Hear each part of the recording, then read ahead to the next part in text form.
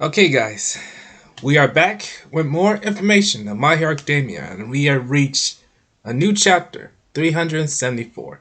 Now, yes, we know that Kurogiri is released, and yes, we know he's still evil, and he is still human somewhere deep inside him, but now we move on to Deku's side, what's going on between Deku and Shigaraki. Now, we might get some, intel that Shigaraki may be released out of UA, or the fight's going to be separate from different heroes. Who knows? I'm just guessing. But before I get into this video, be sure to hit that like button if you are watching today's video, if you're enjoying it, and of course if you are new to the channel, subscribe to it because I wanted this channel to grow as soon as possible, or probably very soon. I mean, probably next year or so, which is coming up very soon in 2023. This channel will be going as I upload more new videos along the way.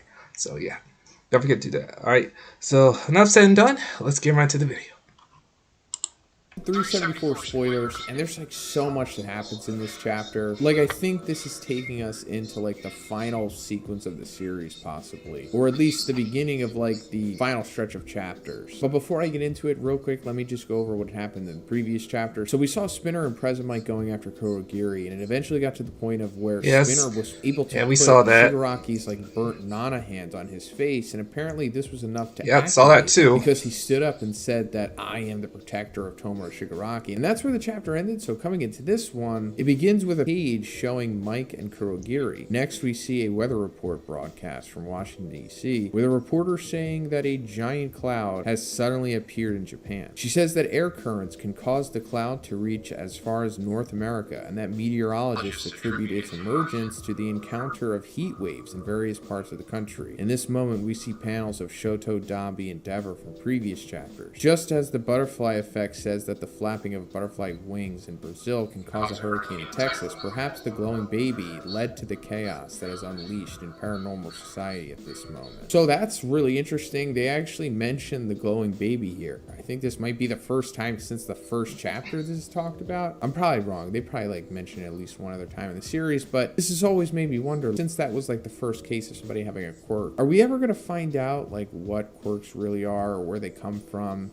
And I'm assuming no at this point, unfortunately. She begins to say that the world can be changed by the power of a single person, and that this is why All for One is such a remarkable presence. The broadcast is cut off and focus shifts to Kamino. Shoto wonders how Dabi can still move when everyone else is exhausted. Dabi thinks to himself that Gunga is too far away, and that he wouldn't be able to finish off Shoto and go there afterwards. He then starts flying in the opposite direction, and Shoto realizes that he wants to go where Endeavor is. Okay, so this makes sense, because I think the last time that we were with this group, it was right after Dabi had regained consciousness. Oh my goodness! Being defeated by Shoto and started. Is he a monster or is he human? Well, right after that, he's crazy. Suddenly just contacted Dabi, like using this thing on a Nomu, and he was like, "Hey, you want Endeavor? He's trading blows with All for One at Gunga Villa Ruins." So yeah, that brings. Well, he's gonna die eventually. He knew, because Skeptic told him. Vernon realizes that his body will not hold out for too long, and Shoto tries to taunt him into giving up and fighting him instead. However, at the same moment, Skeptic contacts him and says that there won't be any trip expenses. It's then that a portal opens up in front of him. Portal. So yeah, it looks like it happened. At the end of the previous chapter, that was like Kurogiri being the dominant personality, despite us seeing like parts of Hirakumo coming out of him. So it looks like I did not see this coming in this chapter. Villains to one point, or at least some point, to save Shigaraki, as we're going to come to see later on. But this is what we were expecting to happen for like the longest time, because it kind of like had to happen.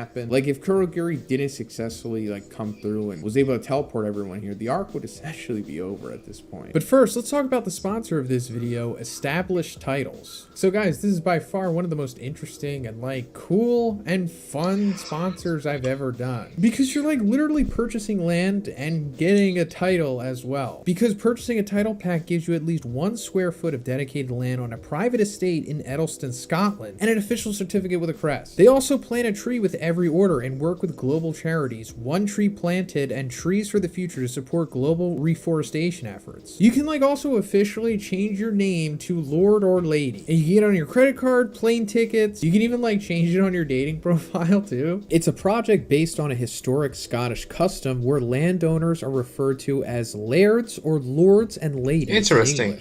and it makes a great last minute gift. They even have couple packs that come with adjoining plots of land. But also the first 200 people purchasing a title pack using my link will pretty much be next to my plot. So guys, check out the link in the description because Established Titles is also running a Black Friday sale. Plus, if you use code BIGZ, you get an additional 10% off. So go to establishedtitles.com/BigZ to get your gift now and support the channel. Thanks guys. Cut to UA and we see manuals saying that the impact of the attacks can affect his water and asks if Monoma is okay. He says that he is and that this fight will go down in the future history book, so he needs to play his part and make sure everyone will win. Shigaraki's chest is inflated and Deku is about to attack him again, but a portal opens behind Aizawa and the others. Then a speech from All For One begins with him saying that he always trusts people's feelings and that he knew Spinner would succeed. He says that he installed a micro device in Nana's hand so that Kurogiri would know exactly what to do when he woke up. That's when Dabi arrives where All For One and Endeavor Hawks are saying daddy. He's not alone. 2 Twice clones also come along. A sad man's death has unleashed a girl's wrath, and now this girl has the power to undo that tragedy. He teases Hawks, saying that it's time to see what would have happened if he had not prioritized Twice. Hawks says, we have to kill him immediately, and the chapter ends. So whoa, so much happening here. We saw Dabi getting teleported, but now some others have been teleported behind Aizawa and Monoma, the two who are erasing All For One / Shigaraki's quirks right now. So it looks like that's going to be cut off. And I expected like Kurogiri to transport just All For One / Shigaraki out of UA,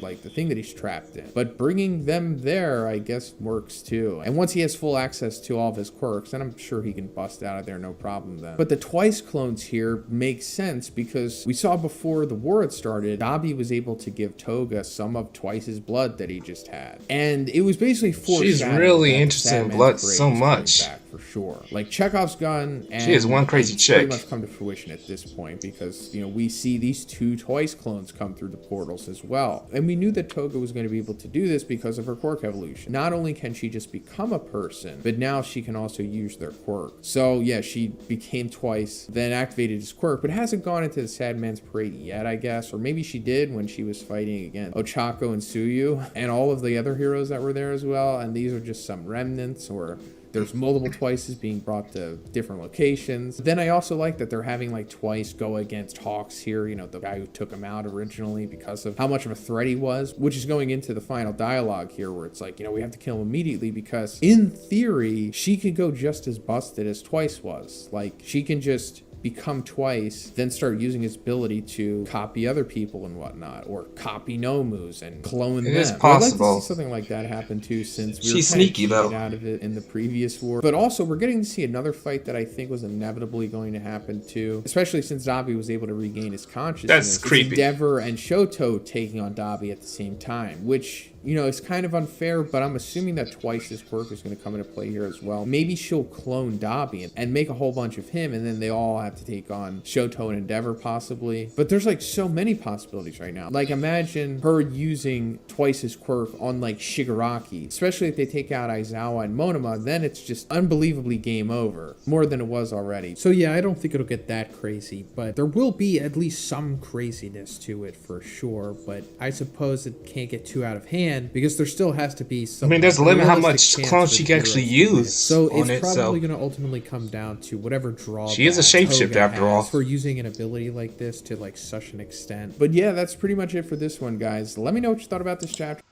Okay, all right. There's a lot going on in this chapter, guys. I mean, you just heard from himself. I mean, Toga, Dabi, Kurogiri, and All For One. They really know how to play dirty. To be honest, they really know how to play dirty against these heroes. I mean, these heroes gonna have to step it up and just find a way to destroy these villains once and for all before things get even crazier. Because obviously Deku's run out of stamina. Endeavor's about to fight on his, Dabi and with Todoroki, and Toga, on the other hand, is going crazy for blood and is about to become Twice. Who knows? It might happen. I don't know. Probably in the next chapter. I have to see for myself. But it's just massive chaos going on in this chapter, guys. And I actually like it. I'm actually understanding what's going on in this chapter. And it's starting to pile up to me. I understand what they're trying to do. So I'm looking forward to see what happens next. I can't wait. To chapter 375. Um, I don't know if they're going to retreat or they're going to keep fighting. Deku needs to recover. Ignore my phone, and there's a lot going on. So I think he's right. I think Korogiri might be able to get Shigaraki out of there, and they might retreat, and they may come back to defeat the heroes again someday. Who knows? But yeah. All right, ladies and gentlemen, that's it for today's video. Thanks for watching. I'll see you guys later. This is Shotwave 48. Peace out.